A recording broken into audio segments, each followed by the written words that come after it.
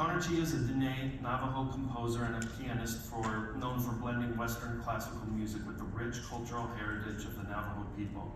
His compositions often draw inspiration from traditional Navajo stories and beliefs, creating a powerful and evocative sound that speaks to both his heritage and his classical training. Connor is dedicated to music education, cultural preservation, and inspiring the next generation of musicians. Connor made his Carnegie Hall debut at the age of 12 after winning the gold medal in the World Piano Competition, and is a graduate of both the Eastman School of Music and the University of Cincinnati College-Conservatory of Music. Connor's work has earned him national acclaim, including performances on NPR's Performance Today and a commission from Your Classical MPR for his tribute to the Navajo Code Talkers, Unbroken. Connor has released 5 studio albums and a popular collection of music videos available on YouTube. His latest album, Across the Desert, The Long Walk Home, honors the resilience of the Navajo people and the journey back to their ancestral lands. Please join me in welcoming Connor Chee to the stage.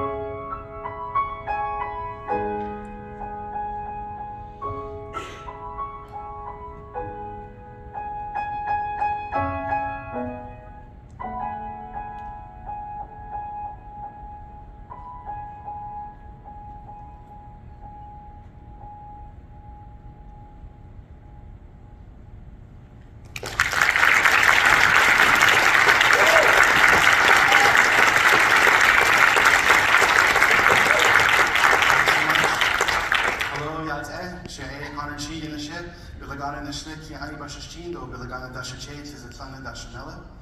my name is Connor Chee. That is our traditional Diné or Navajo introduction. I'm so glad to be here back in Cincinnati and share my music with all of you and some elements of my culture, the tribe that I come from, the Navajo Nation. In school, I was studying piano performance, the usual repertoire, Bach, Beethoven, Rachmaninoff. And it wasn't until after I graduated actually from CCM and went back to Arizona and spent time with my grandfather and learned some of the traditional songs and chants that he would sing that I had this idea that I wanted to help preserve the culture in my own way, because it gets lost as the language gets lost. All of these songs are passed down in an oral tradition. And so eventually what I ended up doing was taking some of these traditional songs and setting them to the piano. And so the piece that I just played was actually based on a traditional corn grinding song. And that's sort of where my career took this path from being a performer to also going into the side of composing. And finding interesting ways to take not just the music, but also elements of our culture, the idea of Hojan, which you heard about in the video, beauty and balance, and bringing those to my compositions.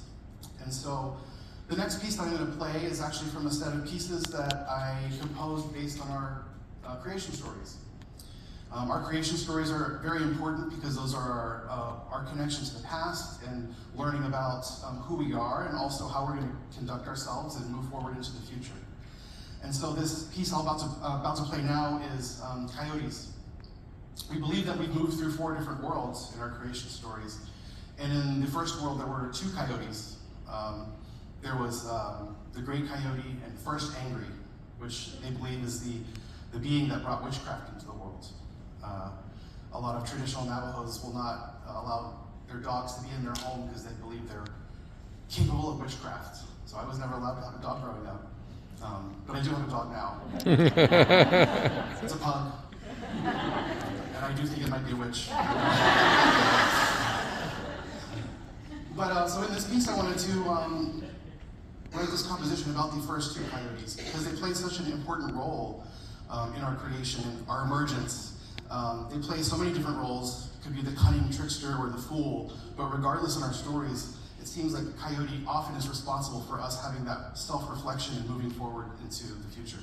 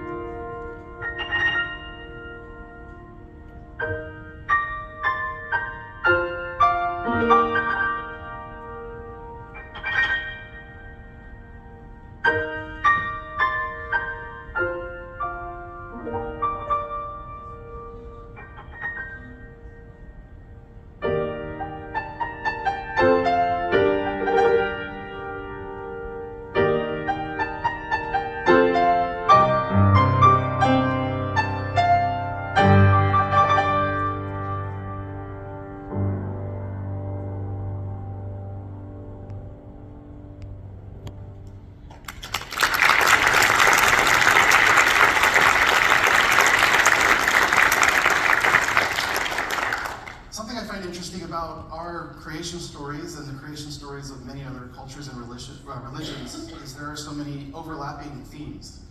And one of those is the idea of a great flood.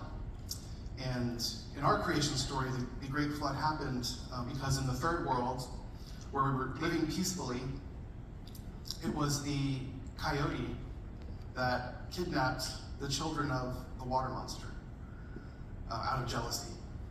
And because these children had beautiful hair, the coyote just had to have a child of his own. And so obviously the water monster became very angry and was heartbroken and started to create these rising tides that continued to rise, eventually forcing all of our people to move upwards through the sky and emerge into the next world, the fourth world, where we're at today. But even after emerging into the next world, the water continued to follow us. And it wasn't until they figured out what had happened and returned the children to the water monster that the flooding stopped. But we believe that's where we get our oceans today. And we call this world the glittering world because of the way that the water shimmers and glitters in the sunlight. And so this next piece is about the water monster and the coyote and our emergence from the third world into the world that we know today.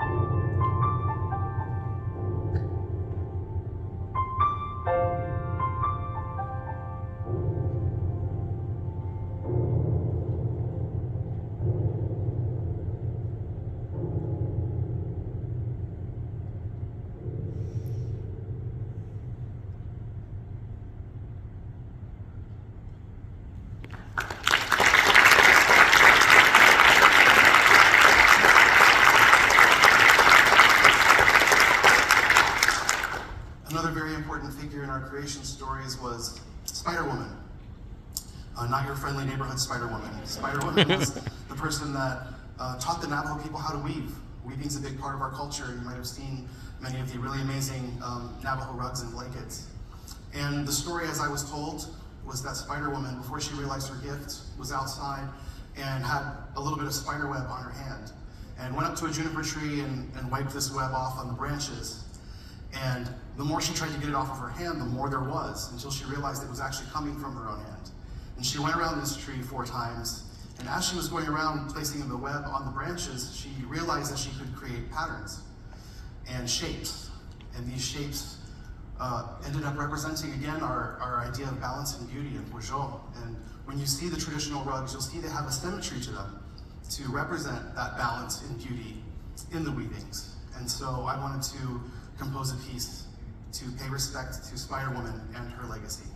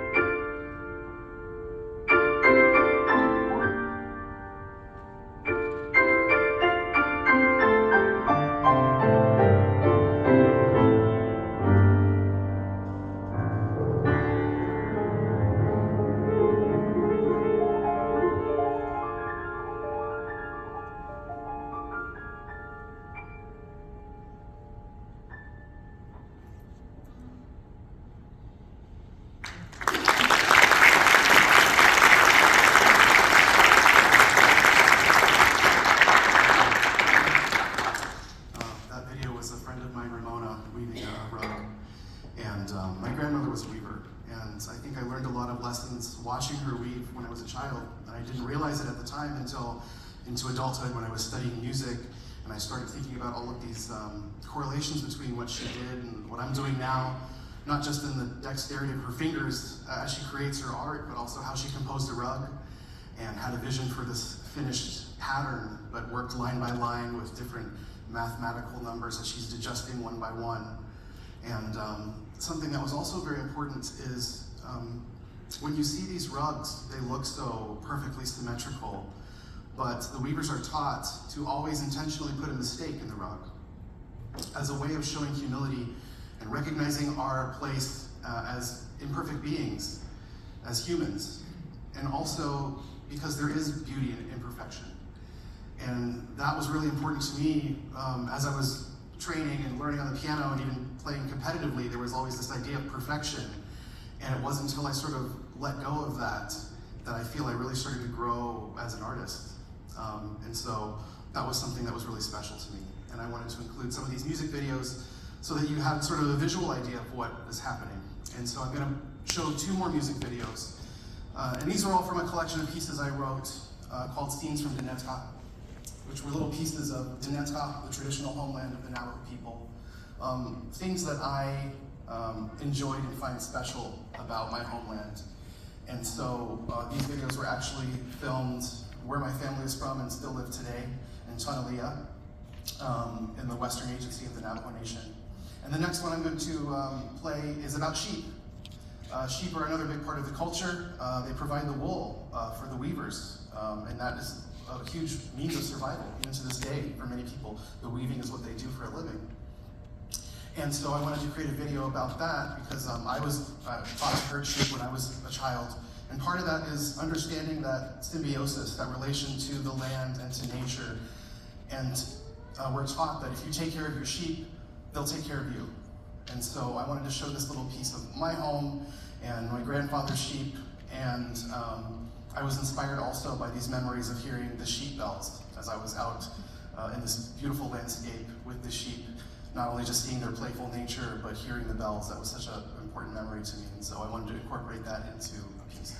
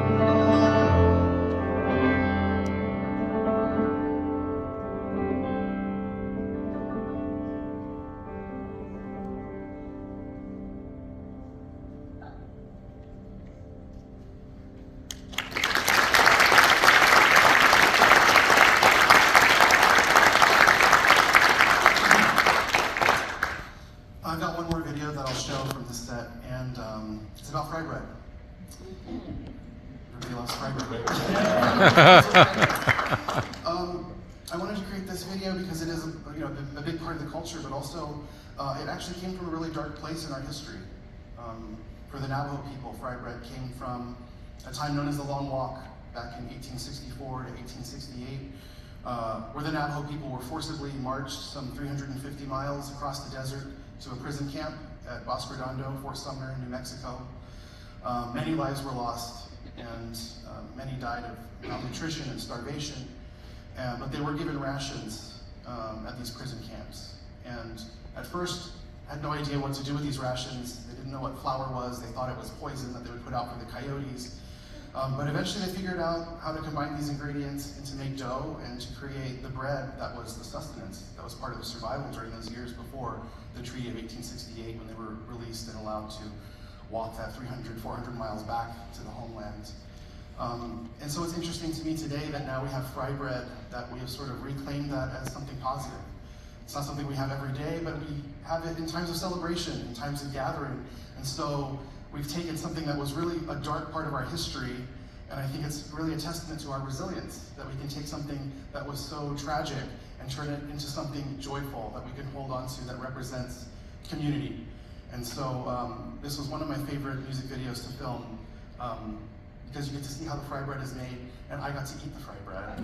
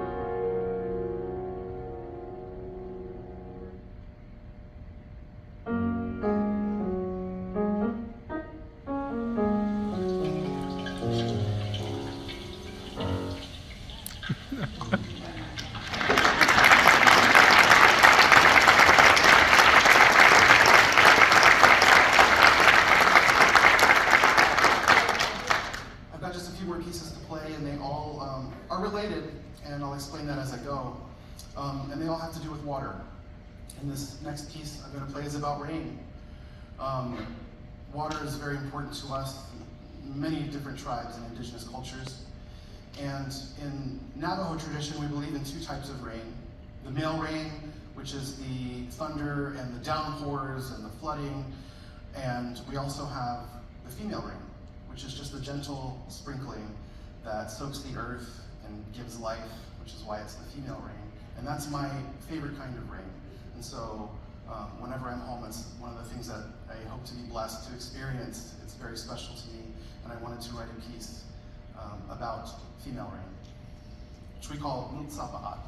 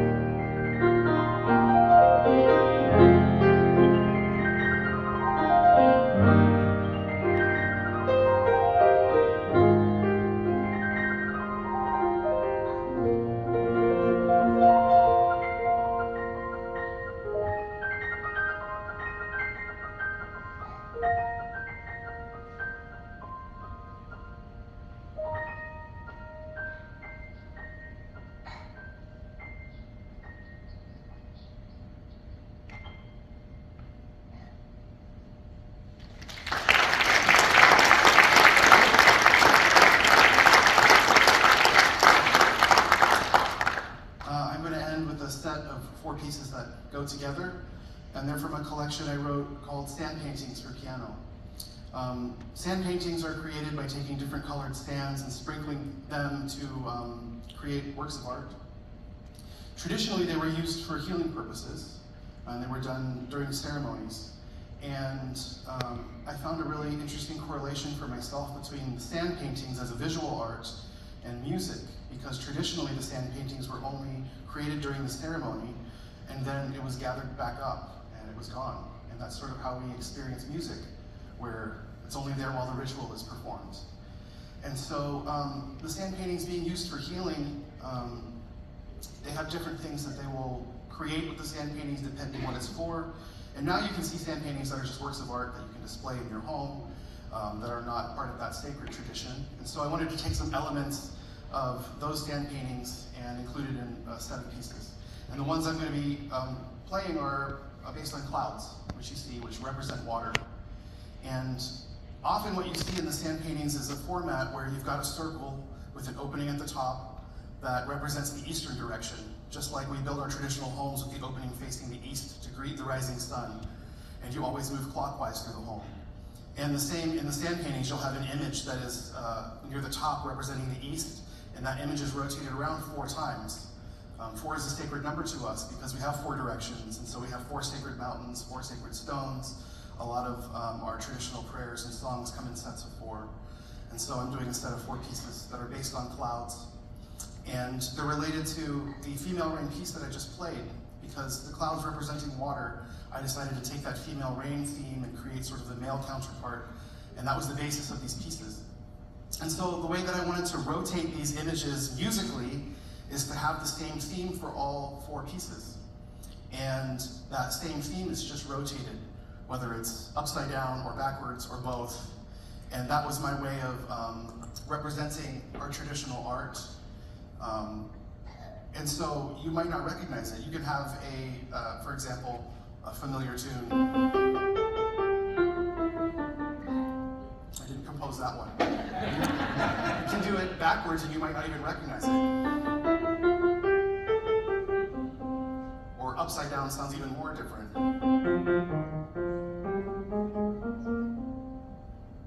So the idea behind these last 4 pieces is you have something that starts out of balance, which is what we believe is the cause of anything that's troubling in life, whether it's physical illness or something emotional. It's because we have to get back to that idea of huizhong, balance.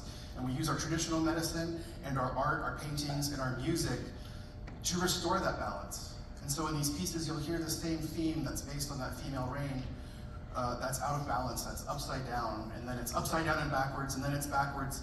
And after you've gone through that circle, reach the northern direction, you're finally back to the way the melody was supposed to be, in its original form, to represent that healing nature as we go through our art and our music, that we can restore balance to something that was out of balance to begin with. So I hope you can enjoy these pieces and find some healing and balance through them. And thank you so much for allowing me to share this with you today.